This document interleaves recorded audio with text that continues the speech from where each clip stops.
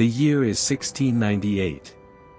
In the vast, unforgiving expanse of the Indian Ocean, the line between law and lawlessness is written in gunpowder and blood.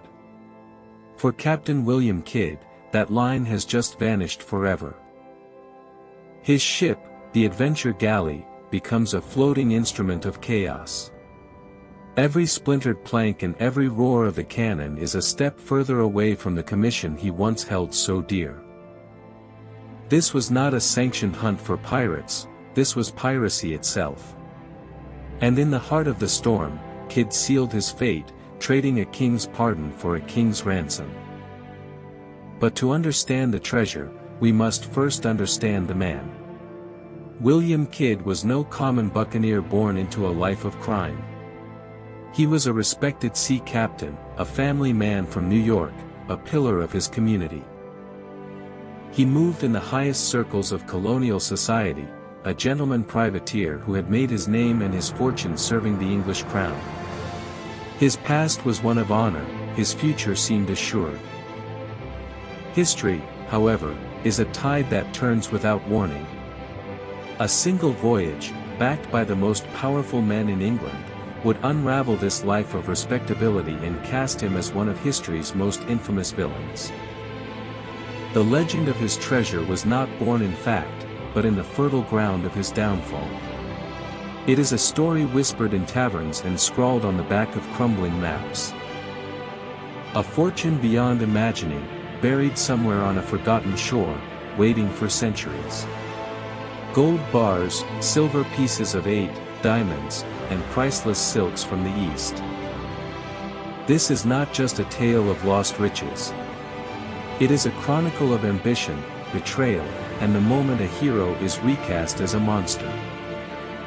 The hunt for Captain Kidd's treasure is a search for a ghost. A ghost that has haunted the coastlines of the Americas and the pages of history for over 300 years. Our story begins not at sea, but in the corridors of power in London. It was here, in 1695, that a dangerous enterprise was conceived by men of immense influence. Lord Bellomont, the newly appointed governor of New York and Massachusetts, spearheaded the venture. He and his syndicate of lords sought to combat piracy in the East Indies while turning a handsome profit. They needed a captain. Someone with the skill of a privateer but the perceived integrity of a naval officer. William Kidd was their man. He was given a letter of marque, a license from the king to hunt pirates and seize their ill-gotten gains. It was a document that walked a razor's edge between legality and criminality. His ship, the Adventure Galley, was a marvel of its time. A 284-ton frigate, equipped with 34 cannons and, uniquely, a bank of oars, allowing it to maneuver even in a dead calm. With a hand-picked crew and the backing of the realm, Kidd set sail from London in 1696. He was not a pirate, but a pirate hunter, an agent of the crown on a righteous mission. But the Indian Ocean was a crucible. Months turned into a year with no prizes, no pirates, and no profit. The crew grew restless, their promises of fortune turning to dust. Disease and death ravaged the ship. Scurvy, cholera, the silent killers of the sea, claimed a third of his men. Desperation began to curdle into mutiny. In a moment of rage, Kidd killed a mutinous gunner named William Moore, striking him with a wooden bucket. It was a fatal blow, not just for the gunner, but for Kidd's command and his soul. The line had been crossed. The pressure to deliver a prize, any prize, became unbearable. The pirate hunter was now being hunted by his own failures. In January 1698, off the coast of India, temptation appeared on the horizon. A large, stately merchant ship, flying French colors, but laden with immense riches. This was the Quebec merchant. Her hold was filled with a cargo of gold, silver, precious silks, and spices. Critically, she was sailing with French passes, making her a legitimate, or at least justifiable, prize. Kidd gave the order. A warning shot was fired, and after a brief chase, the great merchantman surrendered without a fight. The moment of truth had arrived. But a complication arose. The ship's captain was an Englishman, and the cargo belonged to powerful merchants with connections to the Mughal court. Taking this ship was a political bombshell. His crew, on the brink of mutiny for months, would not be denied their prize. Kidd's authority was fragile. To refuse this treasure would be to sign his own death warrant. He relented. The Quebec merchant was taken, its immense wealth transferred to the adventure galley. By the standards of the day, Kidd had committed an undeniable act of piracy. The value of the cargo was staggering. By some estimates, it was worth over 400,000 rupees, one of the greatest pirate hauls in history. Enough to make every man on board, and especially his backers, unimaginably rich. Kidd knew the danger. He had betrayed his commission and made powerful enemies. In London, the news of his actions was twisted and amplified. He was declared a notorious pirate, a traitor to the crown. Unaware of the full extent of the warrant for his arrest, Kidd sailed for the Caribbean. He abandoned the leaky adventure galley and purchased a smaller sloop, intending to sail to New York and clear his name. He believed his powerful backers, the very lords who had funded him, would protect him. He believed the French passes from the Quebec merchant were his shield against any accusation. He was a man sailing into a trap of his own making. The treasure he carried was both his salvation and his damnation. And the journey ahead would be the one that would forge his legend. Before reaching New York, Kidd needed a place to lie low and, perhaps, to hide the bulk of his treasure. He chose a small, privately owned island at the eastern end of Long Island, Gardiner's Island. Here, he met with the island's proprietor, John Gardiner. According to Gardiner's later testimony, Kidd came ashore and, with permission, buried a chest and several other packages. This is the only confirmed, documented instance of Captain Kidd burying treasure. It was not a grand hoard, but a small deposit, left for safekeeping with a chilling warning to Gardiner. Kidd then sailed to Boston to meet with Lord Bellomont, the man who had sponsored his voyage. He arrived expecting a negotiation, a chance to present his evidence and clear his name. Instead, he was met with cold steel. Bellomont, fearing for his own political career, had turned on him. Kidd was clapped in irons and thrown into the infamous Stone Prison. Bellomont immediately dispatched men to Gardiner's Island. Following John Gardiner's directions, they unearthed the treasure Kidd had buried. It was a crucial piece of evidence against him. An official inventory was taken, and it provides a tantalizing glimpse into the riches of the Quebec merchant. Gold dust, bars of silver, pieces of 8, rubies, diamonds, and fine fabrics. The recovered treasure was significant, valued at around £14,000 sterling. It was enough to condemn Kidd, but a question lingered in the minds of many: was this all of it? From his prison cell, Kidd began a desperate game of cat and mouse. He wrote to Bellomont, hinting at a much greater fortune still hidden, a treasure he would reveal in exchange for his life. He claimed the rest of the treasure, worth a staggering £100,000, was still aboard the Quebec merchant, which he had left hidden in a secluded Caribbean cove. But his pleas fell on deaf ears. The political tide had turned against him. His powerful backers in London, once his patrons, now saw him as a liability to be discarded. The Quebec merchant was eventually found by other pirates, looted, and burned to the waterline. Whatever treasure remained on board was lost, scattered to the winds. This is the central mystery. Did Kidd transfer the most valuable parts of the treasure off the Quebec merchant before he sailed for Boston? Did he create other caches, other hiding places? The inventory from Gardiner's Island is our only concrete clue. But historians have long debated its completeness. The numbers seem too small for a prize as legendary as the Quebec merchant. Kidd himself maintained that the most crucial evidence of his innocence, the French passes that made his prize legal, had been taken from him and suppressed. Without them, he was defenseless. And then there is the matter of the maps. For 3 centuries, tales have surfaced of cryptic charts, marked with strange symbols, all claiming to lead to Kidd's lost hoard. Most are dismissed as forgeries, created by opportunists to cash in on the legend. Yet, the sheer persistence of these stories suggests an underlying truth, a cultural memory of something real.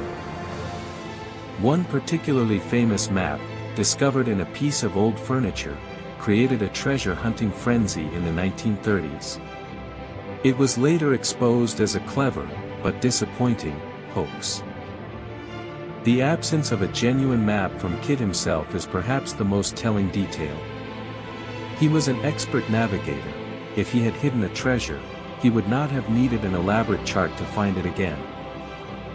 So, if the treasure is real, and the maps are not, where do we look? The search begins where the legend is strongest, on a small, unassuming island off the coast of Nova Scotia. This is Oak Island, home to one of the world's most enduring and deadly treasure hunts. For over 200 years, people have been digging here, searching for a treasure that many believe was buried by Captain Kidd. The story began in 1795, when a young man discovered a circular depression in the ground. Below it, he and his friends found a shaft with layers of oak logs every 10 feet, a clear sign of a man-made construction. As they dug deeper, the mystery deepened. They found layers of charcoal, putty, and coconut fiber, the last of which is not native to Nova Scotia. And then, at 90 feet, a stone inscribed with cryptic symbols. But the pit was booby-trapped.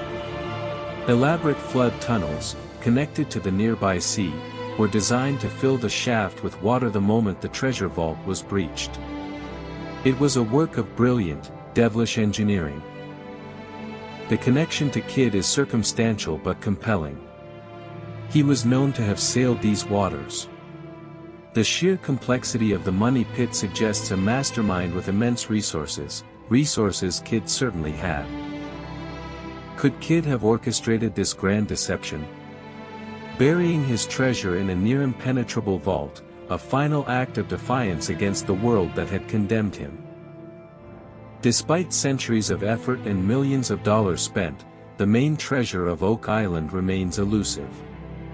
The island has claimed lives, bankrupted companies, but has never fully surrendered its secret. Beyond Oak Island, the hunt extends south, into the warm waters of the Caribbean. This was the heart of the pirate world, a labyrinth of islands perfect for hiding plunder. Kidd knew these waters well. It was here he left the Quebec merchant. Logically, if he had offloaded the treasure, he would have done so on one of the countless uninhabited cays. One persistent legend points to Isla de la Juventud, the Isle of Youth, off the coast of Cuba. This island was the inspiration for Robert Louis Stevenson's Treasure Island, its history steeped in pirate lore. Another theory centers on the Dominican Republic, where Kidd abandoned the adventure galley. Did he leave more than just a leaking ship behind? Could part of the hoard be buried near the old port of Santo Domingo? The problem with the Caribbean is its sheer vastness. Thousands of islands, millions of potential hiding places.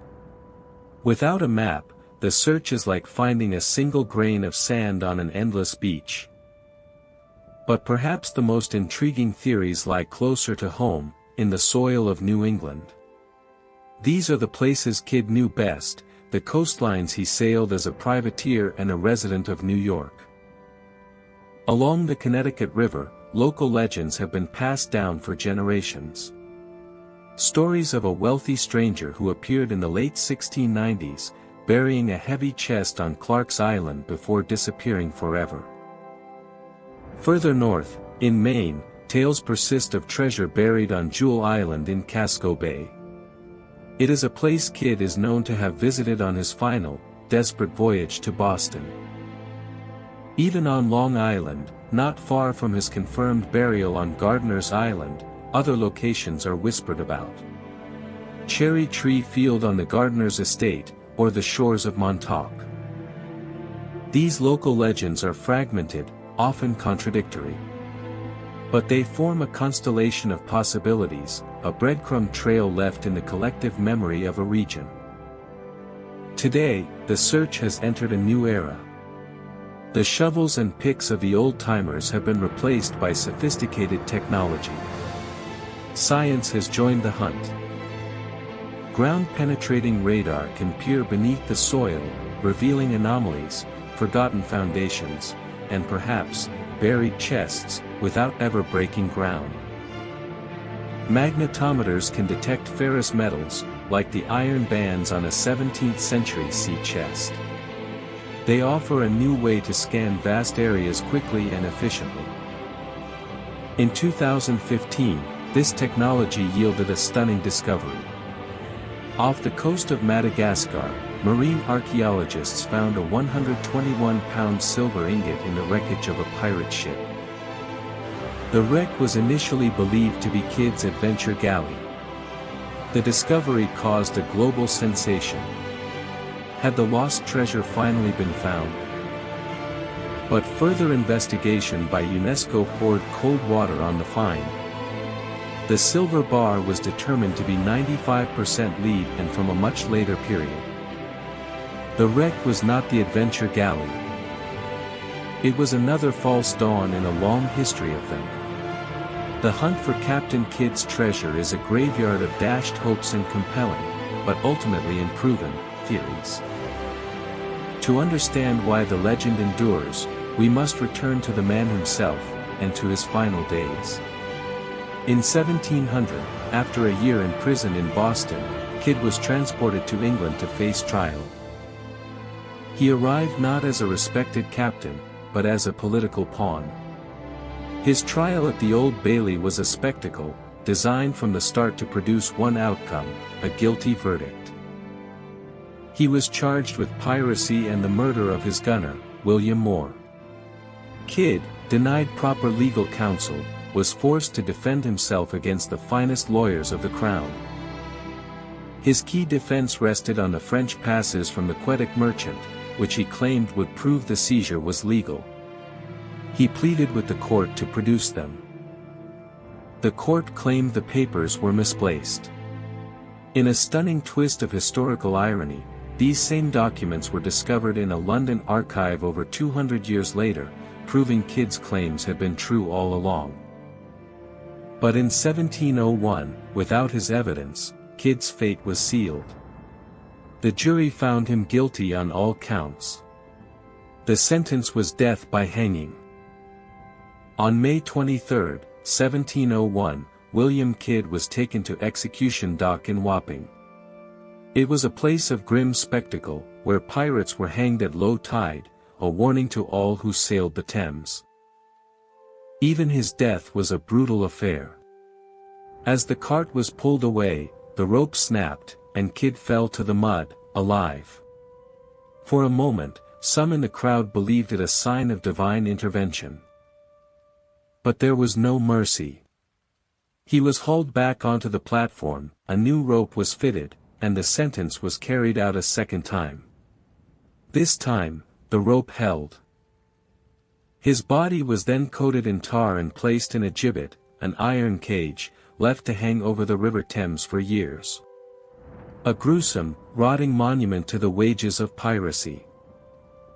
And so, the man died.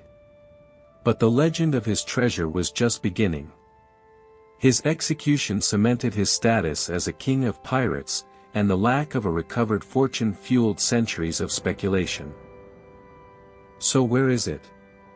Did Captain Kidd, the betrayed privateer, have the last laugh, leaving a fortune hidden in an ingenious vault on Oak Island? Is it scattered across the Caribbean, buried in the white sands of a forgotten cay, waiting for a lucky storm or a metal detector to reveal its location? Or is it closer than we think, buried in the soil of New England, the subject of local folklore that holds more truth than we imagine? There is, of course, a final, more prosaic possibility. That there is no great lost treasure. That the gardener's island cash was the bulk of it, and the rest was spent, or paid to his crew, or lost with the Quebec merchant. Perhaps the treasure was a desperate bluff, the last gamble of a man trying to bargain for his life from the darkness of a prison cell. A fiction born of desperation. In the end, it may not matter. The true treasure that Captain Kidd left behind was not of gold or silver, but a story. An epic of ambition, betrayal, and a mystery that has fired the imagination for 3 centuries. It is a hunt that continues to this day, in the mud of Oak Island, on the beaches of the Caribbean, and in the dusty archives of London. Because the promise of what might be buried is far more powerful than any treasure ever found.